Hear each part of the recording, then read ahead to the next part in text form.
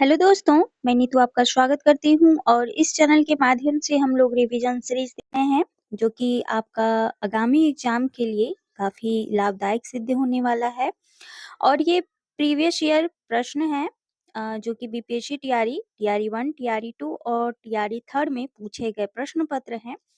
और अन्य जितने भी कॉम्पिटिटिव एग्जाम में पूछे गए प्रश्न हैं वो भी साथ में हैं और एमसीक्यू भी हैं साथ में, जो कि पूछे जाते हैं बार-बार। तो इन सभी प्रश्नों का संग्रह हम लोग कर रहे हैं, जो कि काफ़ी लाभदायक होने वाला है आगामी एग्ज़ाम के लिए।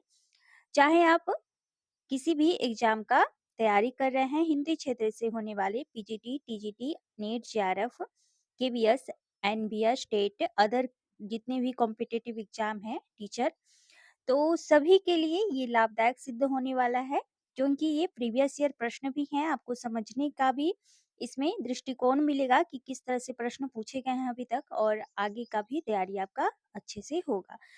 तो चलिए बढ़ते हैं प्रश्नों के ऊपर, और ये चौथा सीरीज होगा हमारा। और देखते हैं। इससे पहले चैनल पर नए हैं तो सबसे पहले चैनल को सब्सक्राइब कर लें, बेल आइकन प्रेस कर लें ताकि हर इम्पोर्टेंट वीडियो आप तक पहुंच पाए। और लाइक भी करते रहें साथ-साथ, और कमेंट भी करें। अगर आप वीडियो देखते हैं तो मैं अगर क्वेश्चन कोई कर रही हूँ तो ज़रूर से कमेंट कीजिएगा, मुझे भी अच्छा लगेगा और आपको भी अच्छा लगना चाहिए कमेंट करते वक़्त। और अपने फ्रेंड तक भी ज़रूर से शेयर करें इसे। चलिए तो आज का पहला प्रश्न देख लेते हैं क्या है।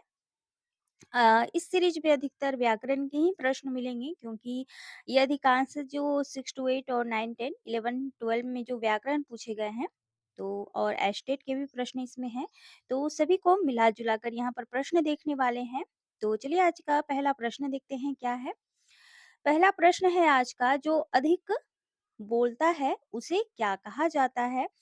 तो जो अधिक बोलने वाला होता है उसे वाचाल कहते हैं, तो डी ऑप्शन आपका राइट होगा।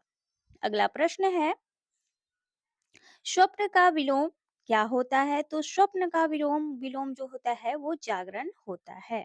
और ये सभी जो प्रश्न है ये बीपीएससी तैयारी में पूछे गए प्रश्न हैं।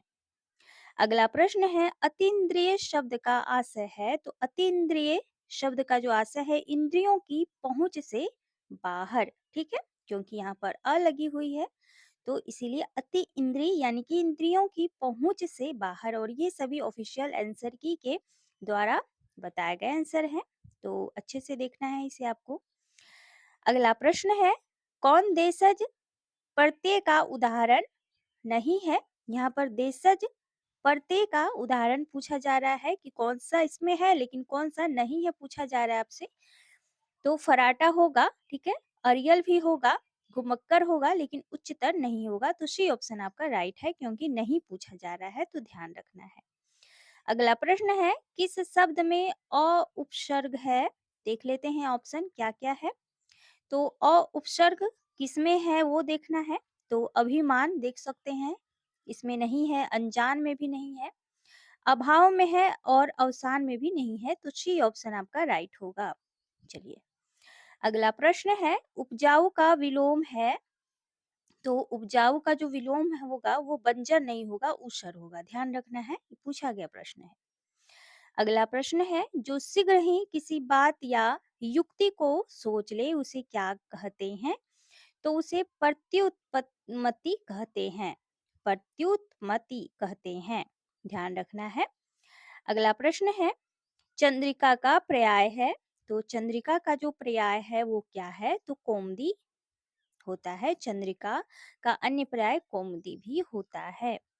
अगला प्रश्न देख लेते हैं, कलश का पर्याय क्या है? तो कलश का पर्याय कुंभ भी होता है। ध्यान रखना है। और इस तरह के जो प्रश्न है वो 6 टू 8 में ज्यादातर पूछे गए हैं, क्योंकि 6 टू 8 में अगर बात कहूँ तो वहां पर ज्यादा व्याकरण के प्रश्न पूछे जाते हैं। तो इसी तरह से आपको तैयारी करना है। जो आप पूछ रहे थे, क्या नाम था, आपने कमेंट भी किया था कि टीआरई 4 में इस तरह के प्रश्न पूछे जाएंगे मैम। तो बिल्कुल पूछे जाएंगे, ये पूछे प्रश्न ही हैं।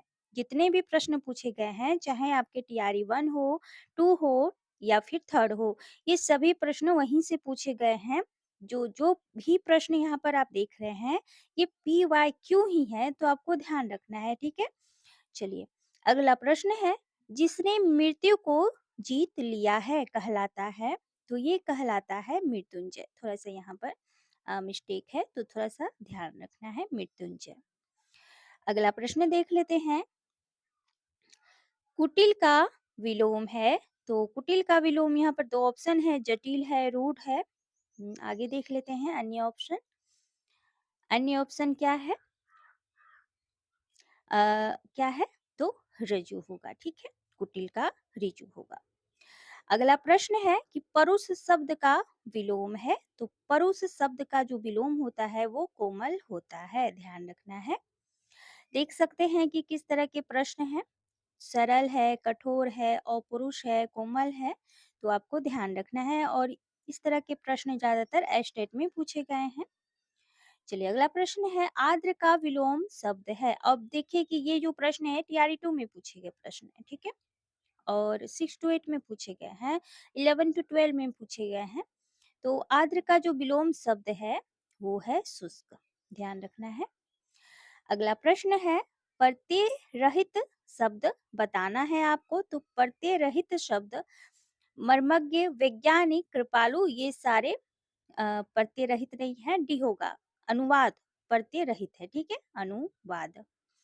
चलिए अगले प्रश्न की तरफ रुख करते हैं। अगला प्रश्न है आपका, समस्त पृथ्वी से संबंध रखने वाला क्या कहलाता है? तो ये कहलाता है सार्वभौमिक। क्या कहलाता है? सार्वभौमिक, सार्वकालिक नहीं, सार्वभौमिक, क्योंकि यहाँ समस्त पृथ्वी से संबंध रखने की बात की जा रही है, तो सार्वभौमिक कहलाता है। चलिए अन्य देख लेते हैं। अगला प्रश्न, आसक्त का विलोम क्या होता है? तो आसक्त का जो विलोम होता है वो विरक्त होता है। अगला प्रश्न है, जो मापा ना जा सके, इसका सही अर्थ क्या है? अमानक, अपरिग्रह, अपरिमेय या अतुल्य। आप कमेंट करके बताइएगा ये क्वेश्चन, ठीक है? ठीक है, ये क्वेश्चन बताइएगा। वैसे अभी तो आंसर देखने वाले हैं, लेकिन आपको बताना है कि क्या होगा। तो ये आपका हो जाएगा अपरिमेय, जो मापा ना जा सके उसे अपरिमेय कहते हैं। अगला प्रश्न है, आवाहन का विलोम क्या होता है? तो आवाहन का जो विलोम होता है वो विसर्जन होता है, ठीक है? अगले प्रश्न को देखते हैं। अगला प्रश्न है, अनमनस्क क्या है? अन्यमनस्क शब्द का आशय है, तो जिसका मन किसी दूसरी ओर हो उसे मनस्क कहते हैं। अनमनस्क कहते हैं जिसका मन किसी दूसरी ओर हो, तो बी ऑप्शन आपका राइट होगा। अगला प्रश्न है, ना बहुत गर्म ना बहुत ठंडा क्या कहलाता है? तो ये समशीतोष्ण कहलाता है, समशीतोष्ण कहलाता है।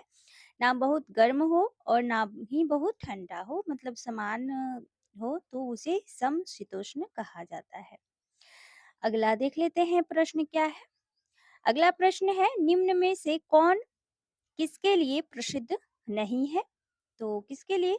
उपमा के लिए कालिदास बिल्कुल प्रसिद्ध हैं, करुणा के लिए भवभूति प्रसिद्ध हैं, अलंकार के लिए भामह प्रसिद्ध हैं, वक्रोक्ति के लिए क्षेमेंद्र बिल्कुल नहीं, वक्रोक्ति के लिए कुंतक प्रसिद्ध है, क्षेमेंद्र नहीं, ठीक है?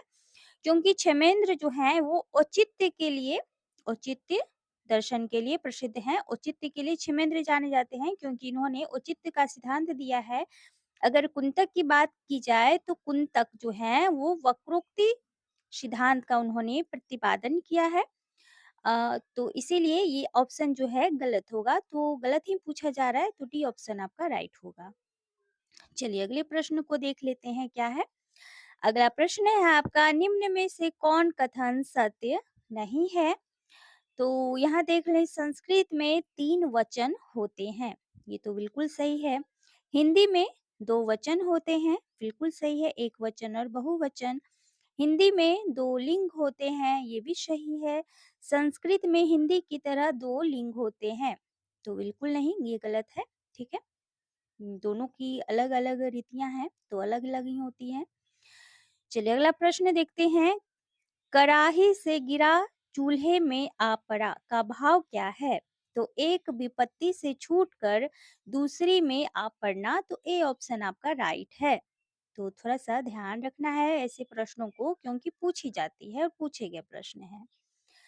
आगे प्रश्न को देखते हैं, अगला प्रश्न क्या है? अगला प्रश्न है आपका, ओछी की प्रीति बालू की भीति का भाव है।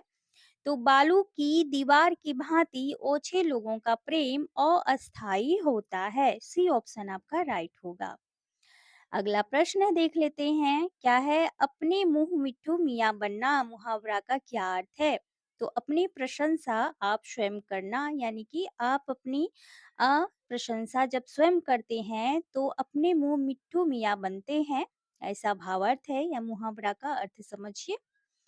चलिए अगले प्रश्न को देखते हैं। अगला प्रश्न है, खुमान रासों के रचयिता कौन है? अब देखिए कि यहाँ से साहित्य के प्रश्न पूछे जाने लगे। जैसे जैसे प्रश्न पूछे गए हैं वैसे यहाँ पर रखे गए हैं, तो थोड़ा सा अच्छे से देखना है आपको, क्योंकि मिक्सअप प्रश्न है। व्याकरण और साहित्य दोनों से यहाँ पर बराबर प्रश्न रखे गए हैं, क्योंकि आपके रिवीजन को अच्छी तरह से दृष्टिकोण मिल पाए, तो आपको देखना अनिवार्यता है। ये सीरीज जो है बहुत ही जरूरी है। तो खुमान रासो के जो रचयिता हैं कौन है? तो दलपत विजय, ठीक है। जगनिक परमाल रासो, चंद्रवरदाई जो है, पृथ्वीराज रासो, विद्यापति का तो कीर्तिलता कीर्तिपता का, और पदावली जो कि मैथिली में प्रसिद्धि इन्होंने प्राप्त की है पदावली के द्वारा। तो इनकी अन्य रचनाएं हैं, संस्कृत में भी हैं। चलिए आगे बढ़ते हैं। अगला प्रश्न क्या है? पृथ्वीराज रासो के रचयिता का नाम बताएं। अभी बताया चंद्रवरदाई है। चलिए अगले प्रश्न को देखते हैं। अगला प्रश्न है, आदिकाल को वीर गाथा काल किसने कहा है?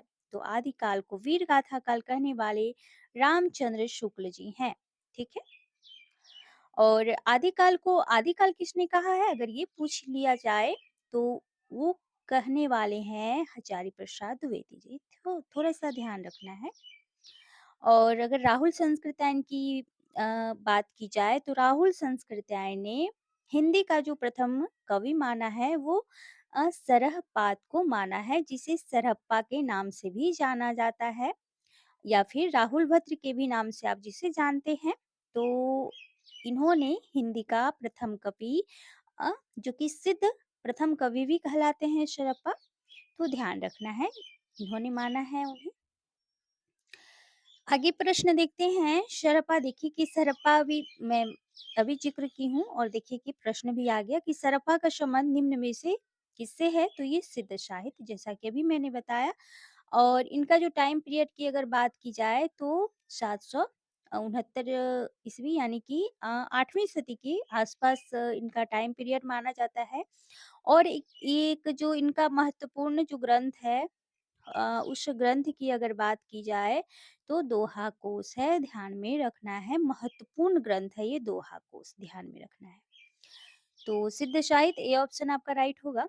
चलिए अगले प्रश्न की तरफ बढ़ते हैं, और आज का लास्ट प्रश्न देखेंगे, क्योंकि 30 प्रश्न ऑलरेडी हम लोग करते हैं।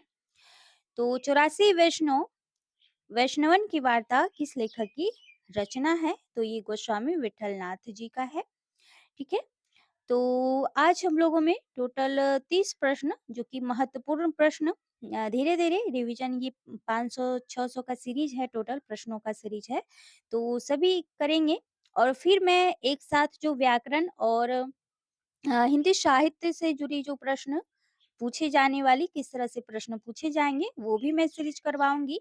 तो बिल्कुल आप इस चैनल के साथ अच्छे से रिवीजन कर सकते हैं, और मैंने इसी तरह से रिवीजन किया था अपना, तो इसी तरह मैं आपको भी कराना चाहूंगी, क्योंकि अगर आप कंटिन्यूअस किसी भी चैनल को और क्लास को देखते हैं तो सफलता आपको जरूर मिलने वाली है। तो चलिए इसी मनोकामना के साथ आप लोगों के साथ मैं वीडियो का एंड करती हूँ, और फिर नई सीरीज के साथ कल मिलती हूँ। थैंक यू सो मच दोस्तों।